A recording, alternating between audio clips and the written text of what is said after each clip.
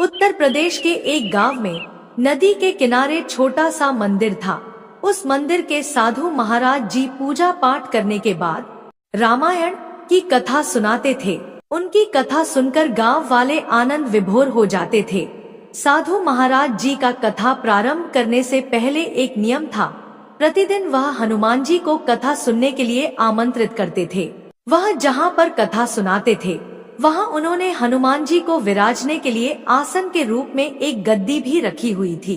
आइए हनुमंत जी विराजिए, यह कहकर हनुमान जी का आवाहन करते थे। उसके बाद कथा सुनाना शुरू करते हैं। एक व्यक्ति जिसका नाम किशोरी लाल था प्रतिदिन राम कथा सुनने आते थे। किशोरी लाल भक्तिभाव से कथा सुनते थे, परंतु उनके मन में हमेशा एक सवाल रहता था, एक जिज्ञासा रहती थी कि महाराज जी कथा आरंभ करने से पहले कहते हैं, आइए हनुमंत जी विराजिए। ऐसा कहकर हनुमान जी को बुलाते हैं, तो क्या वास्तव में हनुमान जी यहाँ पर आते होंगे? इसी जिज्ञासा के चलते एक दिन उन्होंने साधु महाराज जी से पूछ ही लिया, महाराज जी आप रामायण की कथा बहुत अच्छी सुनाते हैं, हमें बड़ा आनंद मिलता है, परंतु आप जो गद्दी प्रतिदिन हनुमान जी को देते हैं उस पर क्या हनुमान जी वास्तव में विराजमान होते हैं? साधु महाराज जी ने कहा, हाँ यह मेरी श्रद्धा है, मैं ऐसा मानता हूँ। मैं भगवान हनुमान जी का अपने मन और आत्मा से आवाहन करता हूँ और हनुमान जी का वचन है कि जहाँ राम कथा सुनाई और सुनी जाती है वहाँ हनुमान जी अवश्य पधारते हैं, और जब हनुमान जी पधारते हैं तो उनके लिए मैं गद्दी रखता हूँ। किशोरी लाल ने कहा, महाराज जी हनुमान जी यहाँ पर आते हैं, इस पर हम कैसे विश्वास करें? आप इसका कोई ठोस प्रमाण दीजिए।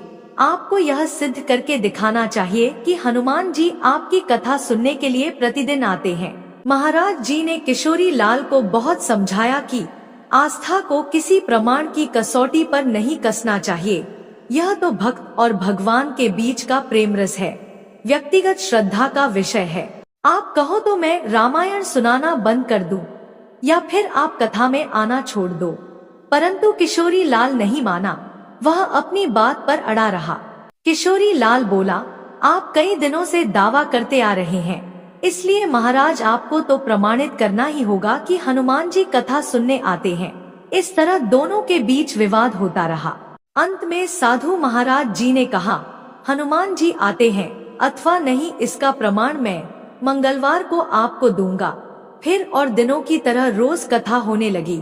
फिर 3 दिन बाद सोमवार को कथा प्रारंभ होने से पहले महाराज जी ने कहा, किशोरी लाल से एक प्रयोग के रूप में हनुमान जी को मैं जिस गद्दी पर विराजित होने को कहता हूँ, आप उस गद्दी को आज अपने घर ले जाना और कल अपने साथ वह गद्दी ले आना। उसके बाद मैं गद्दी यहाँ रखूंगा और कथा का आरंभ करने से पहले हनुमान जी को बुलाऊंगा। कुछ समय बाद आप गद्दी उठाकर देखना, यदि आपने गद्दी उठा ली तो समझना कि हनुमान जी नहीं आए हैं। किशोरी लाल इस कसौटी के लिए तैयार हो गया। महाराज जी ने कहा, हम दोनों में से जो पराजित होगा वह क्या करेगा, इसका निर्णय भी कर लें। किशोरी लाल बोला, यह तो सत्य की परीक्षा है, मैं गद्दी नहीं उठा पाया तो आपसे दीक्षा ले लूंगा, परंतु आप पराजित हो गए तो क्या करोगे? साधु महाराज जी ने कहा, मैं कथावाचन छोड़कर आपका सेवक बन जाऊंगा। अगले दिन कथा सुनने के लिए बहुत भीड़ एकत्रित हो गई। करीब करीब पूरे गांव के लोग श्रद्धा, भक्ति, प्रेम और विश्वास की परीक्षा देखने आ पहुँचे। साधु महाराज जी और किशोरी लाल कथा के स्थान पर आए। किशोरी लाल ने गद्दी महाराज जी के हाथ में दी। प्रतिदिन हनुमान जी को विराजित होने के लिए जहाँ गद्दी रखते थे उसी स्थान पर वह गद्दी रख दी गई। उसके बाद साधु महाराज जी कथा सुनाने के लिए रोज की तरह बैठ गए। रामायण की पुस्तक को माथे से लगाकर हाथ जोड़कर नमन किया। इसके पश्चात साधु महाराज जी ने हाथ जोड़कर मंगल चरण किया और बोले, आइए हनुमंत जी विराजिए। ऐसा बोलते ही साधु महाराज जी की आंखें आंसुओं से भर गई। मन ही मन महाराज जी बोले, हे प्रभु, आज मेरी नहीं आपकी ही परीक्षा है। मैं तो एक साधारण सा व्यक्ति हूँ, मेरी भक्ति और आस्था की लाज रखना प्रभु। साधु महाराज जी ने प्रार्थना की और चंद मिनट के बाद किशोरी लाल से गद्दी उठाने के लिए बोला। सभी की आंखें गद्दी पर जम गई। फिर किशोरी लाल गद्दी की तरफ देखने लगा। साधु महाराज जी दोबारा बोले, महाशय आप गद्दी उठाइए। किशोरी लाल ने गद्दी उठाने के लिए हाथ बढ़ाया, परंतु आश्चर्य की बात यह है कि वह गद्दी को स्पर्श भी नहीं कर पा रहा था। जो भी कारण रहा हो, उसने बार बार प्रयास किया लेकिन वह सफल नहीं हो पाया। गद्दी उठाना तो छोड़, उसे स्पर्श तक नहीं कर पाया। उसने जितनी बार हाथ बढ़ाया, गद्दी को स्पर्श भी नहीं कर पाया। महाराज जी देख रहे थे। प्रभु की लीला और गांव वाले भी इस नजारे को देखकर हैरान हो गए। गद्दी उठाना तो दूर, किशोरी लाल गद्दी को छू भी नहीं पा रहा था। कई बार प्रयास करने पर वह पसीने पसीने हो गया और हांफने लगा। वह व्यक्ति समझ गया कि यह साक्षात हनुमान जी का ही चमत्कार है और वह साधु महाराज जी के चरणों में गिर पड़ा और बोला, महाराज जी गद्दी उठाना तो दूर की बात है, मेरे लिए पता नहीं ऐसा क्या हो रहा है कि मेरा हाथ भी गद्दी तक नहीं पहुंच पा रहा है। मैं अपनी हार स्वीकार करता हूँ। जिस प्रकार किशोरी लाल ने कहा था, उसी अनुसार उसने साधु महाराज जी से दीक्षा ली और भगवान की सेवा में जुट गया और वह भी रामायण की कथा कहने लगा अपने गुरुजी के साथ मिलकर। दोस्तों, कहते हैं कि श्रद्धा और भक्ति के साथ की गई आराधना में बहुत शक्ति होती है। प्रभु की मूर्ति पाषाण की ही होती है, परंतु भक्त के भाव से उसमें प्राण प्रतिष्ठा होती है और फिर स्वयं प्रभु उसमें विराजते हैं और हमेशा आपके साथ बने रहते हैं। नारियल के जन्म की कहानी। एक गांव में मंदिर के पास पीपल का पेड़ था। उस पेड़ पर एक बंदर और बंदरिया अपने दो छोटे बच्चों के साथ रहा करते थे। एक दिन की बात है, भक्तों द्वारा चढ़ाया गया प्रसाद नारियल बंदर उठाकर ले आता है और बंदरिया और अपने बच्चों को खाने के लिए देता है। बंदर का छोटा बच्चा बोलता है, पिताजी यह नारियल आप कहाँ से ला रहे हो? आज मंदिर में बहुत सारा नारियल चढ़ाया गया है, वहीं से लाया हूँ। फिर बंदर ने कहा, चलो मैं तुम्हें नारियल की पौराणिक कथा सुनाता हूँ। बहुत समय पहले की बात है। प्राचीन काल में सत्यव्रत नाम के एक राजा राज करते थे। वह प्रभु में बहुत आस्था रखते थे। प्रतिदिन पूजा पाठ किया करते थे। राजा हर तरीके से संपन्न था। उसके पास किसी चीज की कमी नहीं थी।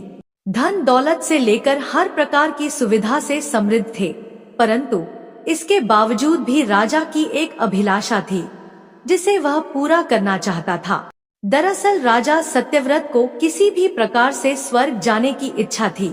वह अपने जीवन में कम से कम एक बार स्वर्गलोक का सौंदर्य देखना चाहते थे, परंतु उन्हें इसका रास्ता पता नहीं था। और दूसरी तरफ ऋषि विश्वामित्र अपनी तपस्या के लिए घर से बाहर निकले और बहुत दूर घने जंगलों में जाकर तपस्या करने लगे।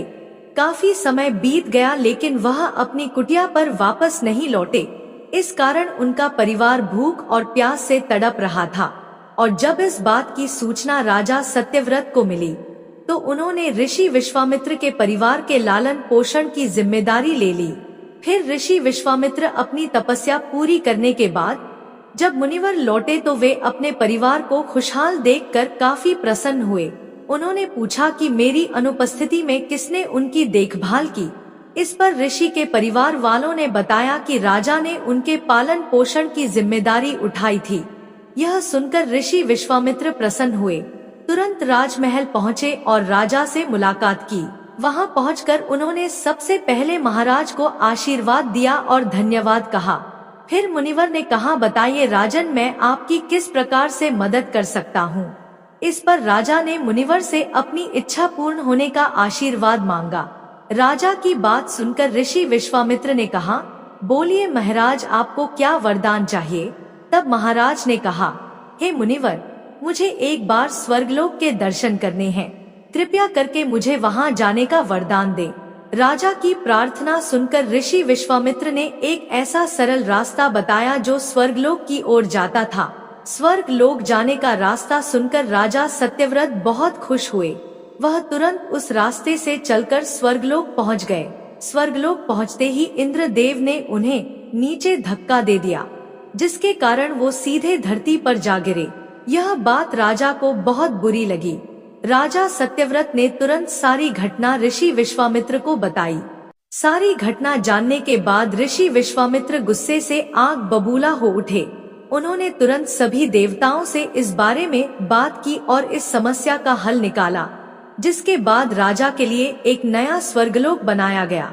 नए स्वर्गलोक को पृथ्वी और देवताओं के स्वर्गलोक के बीचों बीच स्थापित किया गया था, जिससे किसी को कोई तकलीफ ना हो। नया स्वर्ग लोक भव्य और आलीशान था। राजा सत्यव्रत नए स्वर्ग लोक से तो बहुत खुश हुए, लेकिन ऋषि विश्वामित्र को एक चिंता लगातार सता रही थी। उन्हें डर था कि नया स्वर्गलोक कहीं जोरदार हवा के कारण गिर न पड़े। अगर ऐसा होगा तो राजा सत्यव्रत दोबारा से धरती पर आ गिरेंगे। काफी सोच विचार के बाद ऋषि विश्वामित्र को एक उपाय सूझा। उन्होंने नए स्वर्ग लोक के नीचे एक बहुत लंबा खंभा लगा दिया, ताकि उसे सहारा मिल सके। दोस्तों, ऐसी मान्यता है कि नए स्वर्ग लोक के नीचे लगाया गया खंभा एक विशाल पेड़ के तने के रूप में बदल गया। और इतना ही नहीं, कुछ समय पश्चात जब राजा सत्यव्रत की मृत्यु हुई तो उनका सिर एक फल में तब्दील हो गया। तभी से इस खंभे को नारियल का पेड़ कहा जाने लगा, जबकि राजा का सिर नारियल के रूप में जाना गया। यही कारण है कि नारियल का पेड़ इतना लंबा होता है।